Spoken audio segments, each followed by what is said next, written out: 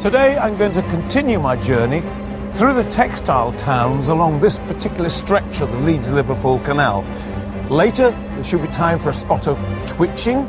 Oh, and I hope to have a really slap-up supper as well.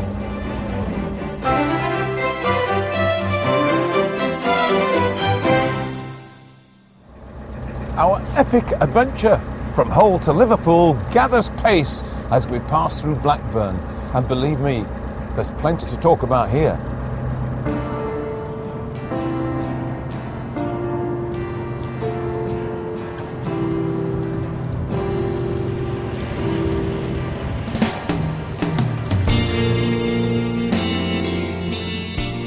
Rishton Reservoir provides the perfect backdrop as we enter Blackburn on today's cruise.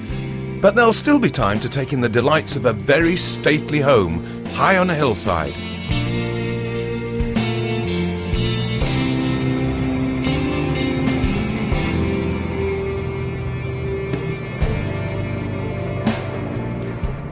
We're around the halfway point on this canal, with Leeds 60-odd miles behind me and Liverpool waiting a similar distance ahead. But the first part of today's journey from Rishton to Blackburn won't be spent alone, as Cliff Aston has joined me on board my latest boat, Rowan, with our first talking point being the local reservoir that was built to top up this elevated stretch of the canal in times of drought. Cliff, we've just passed Rishton. Tell me about the reservoir there.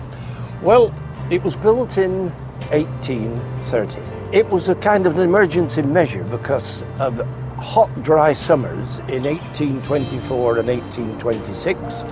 And of course, we had very, very dry summers in those 2 years. It was closed down and they had to unload onto carts, and a very expensive procedure.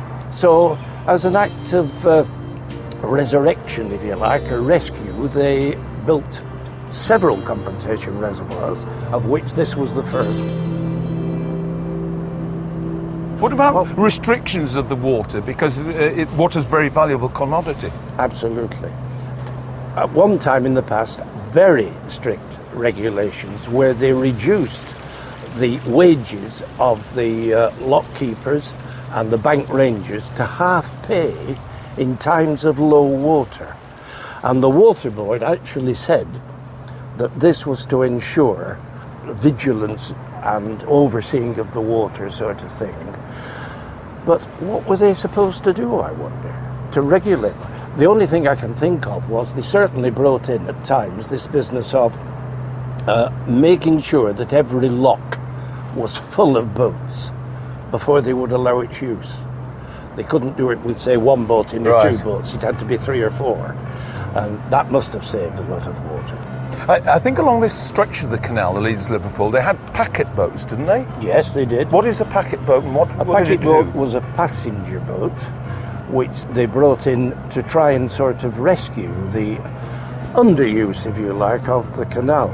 They turned to pleasure as opposed to industry. Passenger transport was popular on the canals almost from day one, with packet boats, so named because they also carried parcels, soon operating between Wigan and Liverpool. Demand grew, and although the efficiency of routes in Yorkshire is known to have suffered by the high number of locks on that side of the Pennines, a link between Burnley and Blackburn ran from 1816 until, surprise, surprise, railways provided a far faster alternative 3 decades later. But then, as now, people had latched onto the idea of using their boats for leisure rather than just for speed. My arrival in Blackburn offers the perfect opportunity to see a former hub of activity. A modern-day business centre that was once the main control point in canal traffic between Skipton and Liverpool. So this is Enham Wharf. Am I saying it correctly? Well, a lot of people call it Enham. I think that's the local pronunciation of it. You know, I know we're on a canal, but this is very reminiscent of a railway station for some reason. That was intentional, very much intentional, because it was adapted as the railways were taking over the trade. The fear was they were going to lose it completely. I think the idea was to make people feel comfortable that they were going on a journey from a station, because they call this Blackburn station. What, even though it's on the canal, Even though it's on the canal. And so it was just to attract customers, wasn't it? Yes, and they devised the packet boats to suit places like this. There were several packet boat places along the canal. And what was the average journey on a packet boat? Was it 3 miles or 30 miles? Well, it varied. There was different packet stations, you see, so I don't know whether there was any norm to it, you know. You could go for long distances, and they also did a lot of these pleasure boat trips for employees of, say, a factory. A factory owner would take his employees out on a Sunday run or something, you know, and they'd load up with food and beer and goodness knows what. Well, strange enough, that's bringing history right into modern times, because they still do the same. They still have pleasure boats, don't they? Wide beam boats. You can go and have a bit of lunch, have a little journey on the canal. Yes. You get a meal on board, and you get usually a folk song or two, or there's some entertainer on board, you know. And yes, it's continuation of the same sort of thing. Another favourite feature of these canals is that we're able to share them with so many different creatures, with one stretch of Yorkshire's waterways proactive in their preservation of one of our most distinctive birds. And it's hoped that the number of barn owls in Britain may soon be on the rise, thanks to an increase in nesting sites available amongst their natural habitation next to the Aire and Calder navigation canal.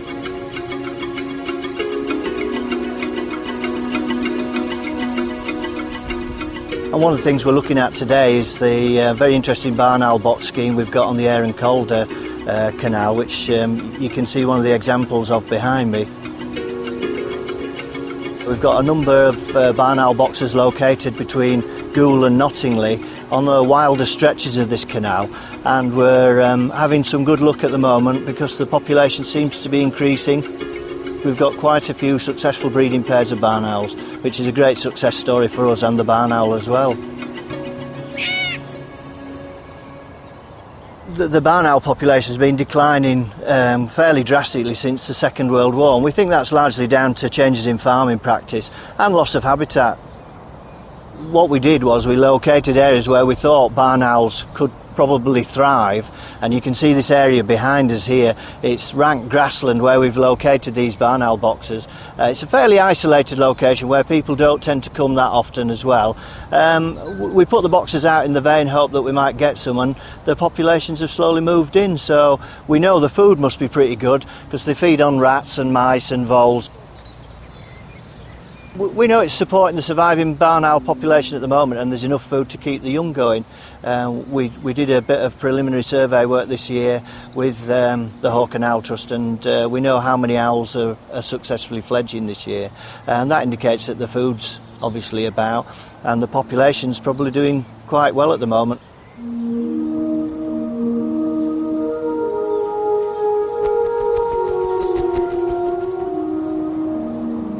I think if you're out early morning or late in the evening, you've got quite a good chance of seeing barn owl along this stretch. You've got to remember to be quiet because they're very, very sensitive to noise. Besides that though, you can always see birds passing through. We've seen cormorants this afternoon, we've seen ducks and geese, there's Canada geese and grey lag flying over from the Dutch River, coming over onto the canal here. We've seen mallard and tufted duck. So what I would say is if you're interested in wildlife, you know, come out, have a look, don't get your hopes up too high, but then, you know, also expect the unexpected. If you keep quiet, you can see almost anything on a good day.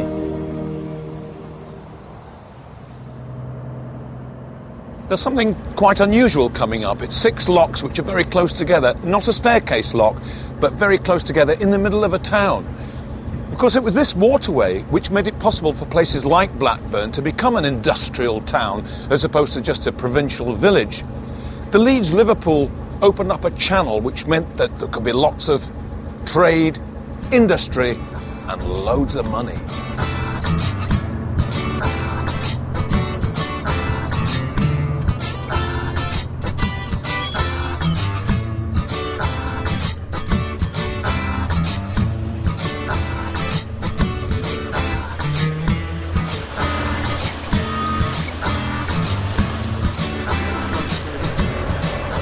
between the locks here, lots of nice wide water. Just going to give Brian, our steerer, a bit of a break. I'll do this one. Now here's a sign of the times. This is called a handcuff key or a padlock key, and we've got to use this to release. This is an anti-vandal device. So we get the windlass on, and this one just releases that bolt, which allows this to be wound up. And so, as you can see, we're winding up that pedal there, which will let the water out of the lock down there. To say this mechanism is 200 years old, it's still in pretty good shape. These things are extremely dangerous because some people leave them on, then something goes wrong, they fly around, the handle flies off, no teeth.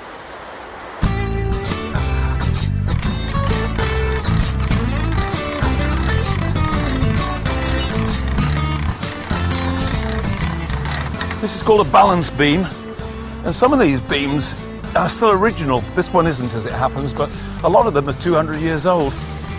Fantastically engineered so that a human being can move several tons of solid oak. There we go.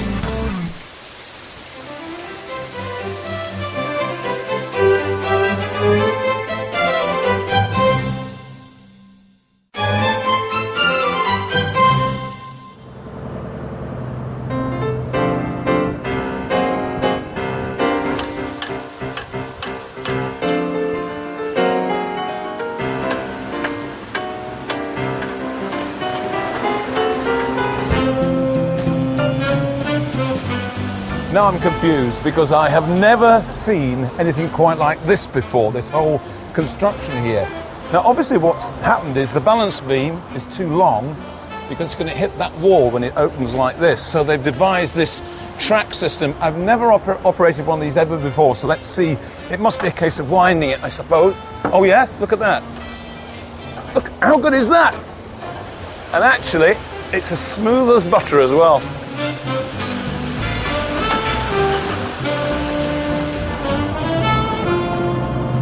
I think it's fantastic that even after 30 years boating, there are still certain things that you haven't seen. And this is surely one of them.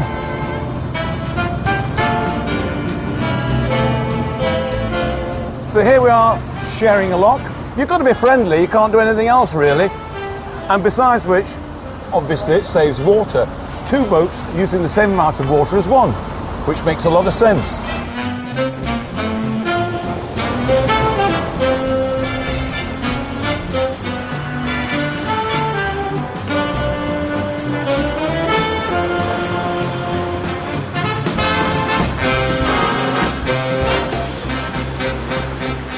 My journey of nigh on 200 miles will still take a few more days to complete, but every year people travel from all over Britain aiming to cover 96 miles in less than 24 hours. The Cheshire Ring race was solely intended as a relay for fathers and sons, but nowadays wives and daughters are welcome too on an anti-clockwise course that takes in 6 canals en route to and from Macclesfield via Hyde, Manchester, Sale, Lymm, Runcorn, Middlewich and Stoke-on-Trent. 30 years ago, this race was started by a father and son, and obviously we want to try and carry on the tradition, me and Daniel, today. I'm hoping we'll be able to do it in the time allocated, which is about 2 hours for our sections that we do. But the actual club, the federation, want to try and achieve it in under 24 hours. That'd be a massive achievement. We've come from Hull. I've done it the last 2 years as a 4-person relay, and this year we decided that we would have a father and daughter team. So we've got 5 crews of fathers and daughters, or fathers and sons doing it. We've had 1 training session and 1 capsize, and that is it. So you've been quite looking forward to it, Andy? Yeah. Oh yeah, waiting. Hopefully we'll do okay and we'll pass with flying colours. This year, with us having a younger team, we're aiming for about 22 hours. That's what we'd like to come in. But I think just completing it will be the achievement.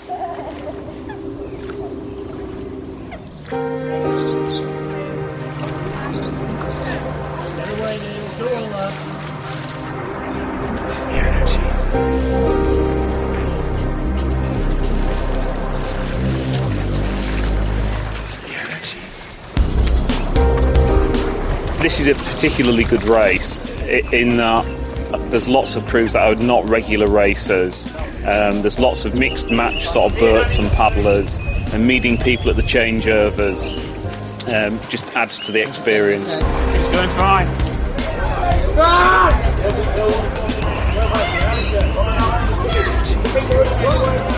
It's quite a surreal experience finishing the race in total darkness.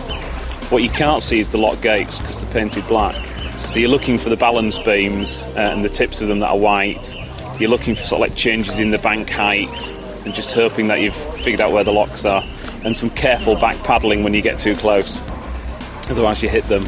And then of course the swans fall asleep as well. So normally when they get out of your way in the daytime, you have to be careful, otherwise when you wake them up, because they've not moved, they're rather unhappy.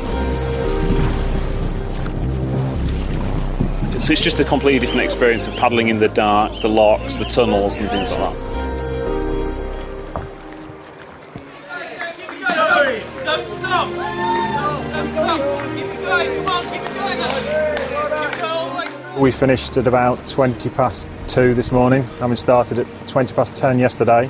So that was 15 hours and 58 minutes, I think, 59 minutes, which is just under the record for the K1 two-man relay. So we're quite pleased with that. The weather conditions actually weren't too bad. You don't really notice the rain on the water, but it meant the visibility was good. The wind wasn't too bad. In fact, on the last section here, it was favourable. It was pushing us along. So it wasn't too bad. I think we'll be back next year. We'll have to see. I'll make a decision closer to the time. 26 hours and 9 minutes, which our first time doing it. We were just saying if we did it on our own, we wouldn't have done it, you know, because you need someone else to kind of keep you going and cheer you on, and you know, each time you get out of you can get some dry clothes on, get some food in, and otherwise you'd be help you through those dark moments. Yes, yeah. At 3 a.m. when you're cold, wet and tired. Oh, it was hard work, very hard work, tiring. 26, 25 hours ended up being. So we just overachieved. He was really good, Daniel. He's just fast asleep now in the car, very tired.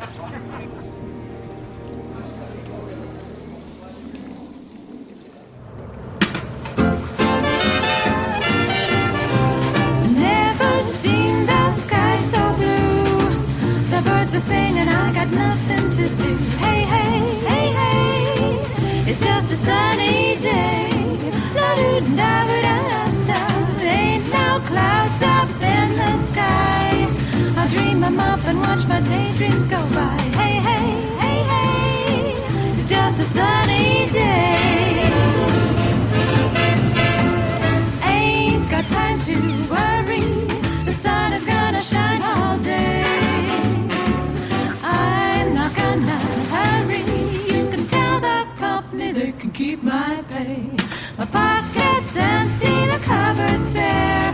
Call me illogical, but I just don't care. Hey, hey, hey, hey, it's just a sunny day.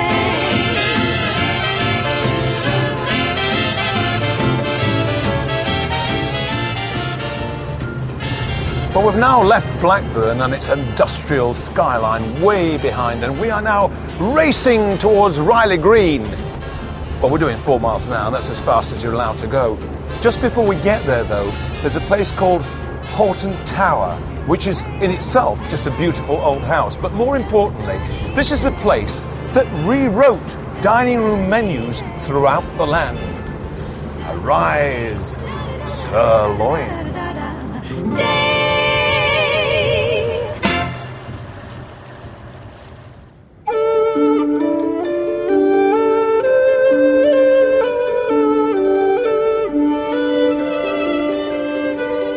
The house has stood on this imperious hill for 900 years, and as well as seeing its fair share of battles, Hoghton Tower played a central role in the Leeds-Liverpool Canal too. Henry de Hoghton, the 6th Baronet here, personally guided an act through the Houses of Parliament so that this stretch of the canal could be constructed.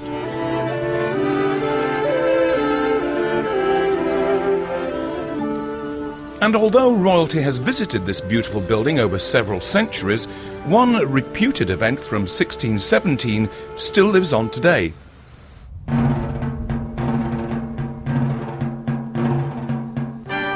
At this time, the family bred a rare breed of white bull, so at a banquet to commemorate the visit of King James I, a special cut of beef was presented to His Majesty, who, it appears, was suitably impressed.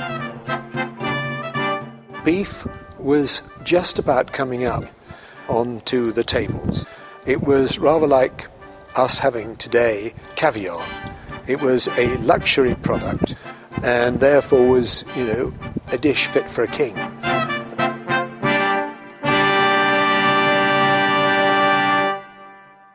It was a specialty, it was a very good type of beef, and it was only offered to the king amongst the 4 meals once, because in those days they would only have 2 main meals in the day, and we believe that it was given to him on the Saturday, the second meal, but on the Sunday, after having attended the family chapel, the king asked his host, Sir Richard, to bring the beef that he'd enjoyed the night before, and having been hunting before he'd gone to the service, he drew his hunting sword and dubbed it a Rise Sirloin.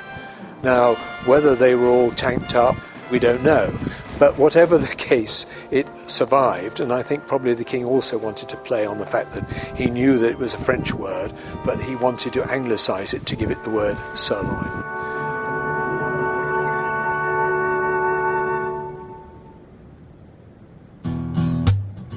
Next time, we live up to our name by sampling the majestic sights surrounding the locks at Johnson's Hill, before learning why 2 prominent Chorley landmarks owe their existence to our canals.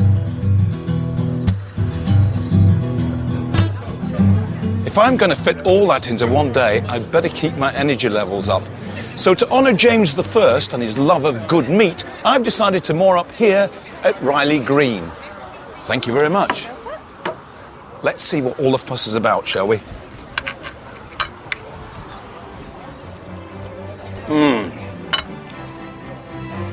Cheers.